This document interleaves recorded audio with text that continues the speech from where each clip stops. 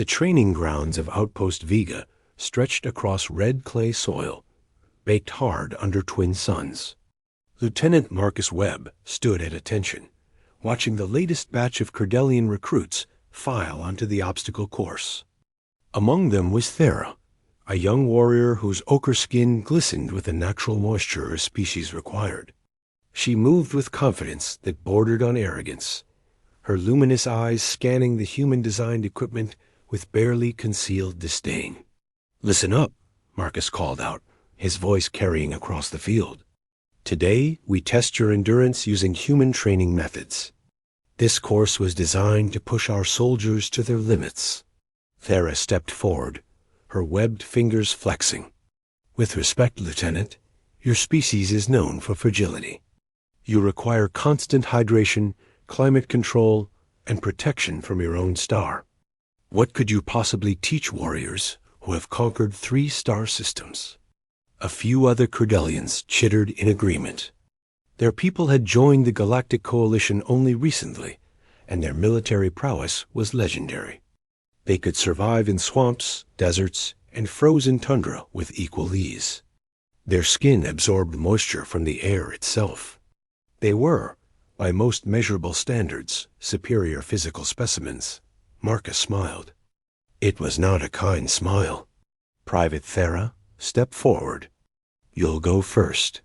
She approached with casual grace, her confidence radiating like heat. The obstacle course ahead featured walls, rope climbs, cargo nets, and a final sprint through what appeared to be a shallow pool. Nothing looked particularly challenging. "I'm waiting, human," Thera said, spreading her arms wide. "Hit me with your worst." "Oh, I intend to," Marcus replied. He nodded to Sergeant Ramirez, who activated the field equipment. Instantly, a fine mist erupted from nozzles positioned throughout the course. It looked innocuous enough, just water vapor creating a light fog across the training area. Thera laughed. "Mist? You think moisture will slow a Cordelian? Our people evolved in the swamps of Criddle Prime. We breathe humidity like you breathe air." "Then begin," Marcus said simply. Thera launched herself at the first wall, clearing it with impressive speed. Her powerful legs propelled her upward, and she grabbed the top edge with ease. But as she pulled herself over, something changed. Her movements became slightly less fluid. She shook her head as if clearing it, then continued to the cargo net dot. By the time she reached the rope climb, her confidence had cracked. She gripped the rope, but her hands seemed clumsy, slow. She pulled herself upward with visible effort, her breathing becoming labored. The other Cordelians watched with growing concern. "What is this?" Thera gasped, halfway up the rope. "What have you done?" Marcus checked his chronometer. "Keep going, Private. You're burning daylight." She made it to the top through sheer determination, but coming down, she nearly lost her grip. She stumbled toward the final sprint, but her legs wobbled. The shallow pool ahead looked like a mile-wide ocean. She collapsed to her knees 5 meters short of the finish line, her ochre skin now pale, her chest heaving. "Medical," Marcus called, and 2 human medics rushed forward with warming blankets and heat lamps as they tended to Thera. Marcus addressed the assembled Cordelians. "Anyone want to explain what just happened?" Silence. Then an older Cordelian officer named Vec stepped forward. "That was not ordinary mist." "No," Marcus agreed. "It wasn't." Sergeant Ramirez explained the specifications. Ramirez consulted his datapad. Mist temperature, 42 degrees Fahrenheit, or approximately 5 degrees Celsius. Humidity, 98%. Microscopic particulate suspension, standard water vapor. "But that's barely above freezing." Vec protested. "Correct," Marcus said. "For you, that's true. For humans, it's a mild spring morning. We train in these conditions regularly. We call it a cold, damp day. Nothing special." Thera had recovered enough to speak, wrapped in emergency blankets. "But how?" How do you function in such conditions? The cold seeps into everything. It steals the heat from your body. It makes your limbs heavy and unresponsive. Marcus crouched beside her. Because we had to learn. Earth isn't a comfortable planet, Private. It's a death world by galactic standards. We have ice caps that would kill most species in minutes. We have deserts that reach temperatures that would cook you from the inside. We have humidity so thick you can barely breathe, and cold so dry it cracks your skin. He stood, addressing all the Credelians now. Your people evolved in paradise by comparison. Stable temperatures, consistent moisture, predictable seasons. You're optimized for those conditions. But optimization means specialization, and specialization means vulnerability. Vex's eyes narrowed. And humans? We're generalists, adaptable. We had to be, because Earth tried to kill us every single day. We don't have your strength or your natural armor. We can't absorb moisture from the air or survive on minimal nutrients. But we can function in conditions that would incapacitate you. We can endure extremes that would be fatal to most galactic species. Marcus gestured to the mist-shrouded course. This isn't even close to our worst.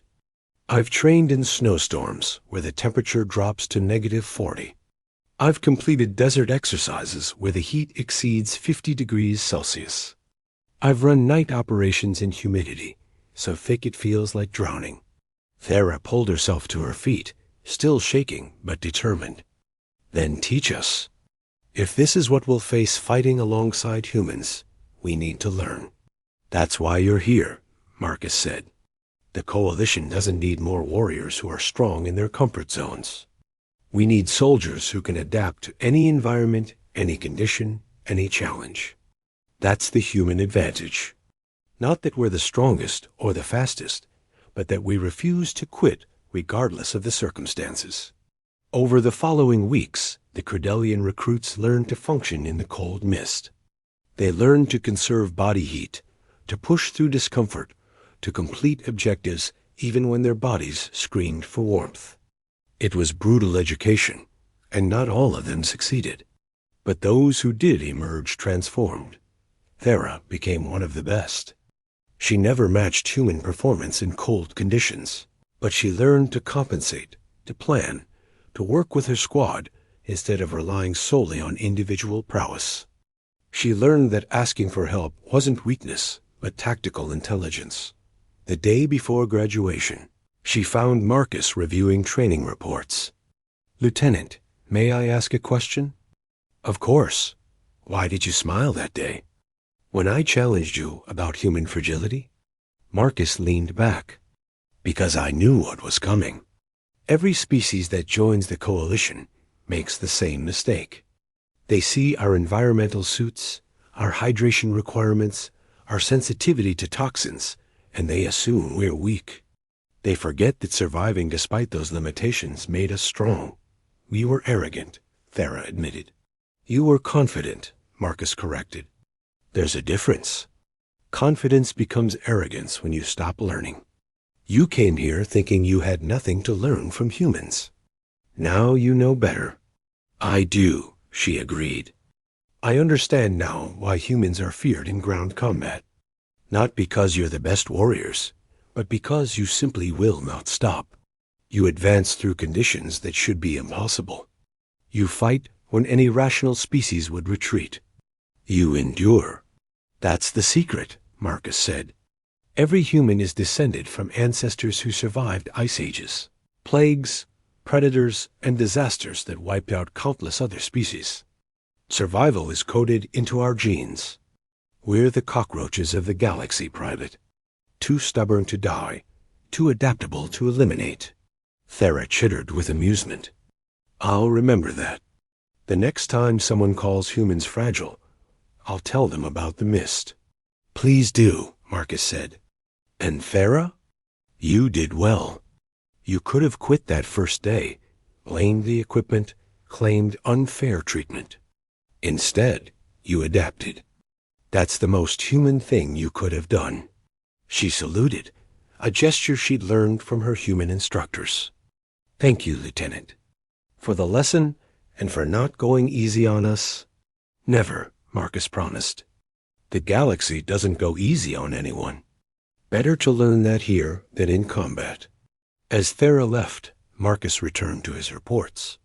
The next batch of recruits would arrive soon, this time from the heat-adapted Perosians. They would be equally confident, equally certain of their superiority. And they would learn the same lesson. Because humans hadn't conquered Earth through superiority. They'd done it through sheer, bloody-minded refusal to accept defeat. They'd learned to thrive in every environment their planet offered, from frozen poles to scorching equators, from crushing ocean depths to oxygen-starved mountain peaks. Other species had evolved to perfection within their niches. Humans had evolved to survive anywhere, regardless of whether they belonged there or not. That was the real human advantage, not strength, not speed, not specialized adaptation, but the absolute, unshakable conviction that if a place existed, a human could learn to live there, even if it killed them trying.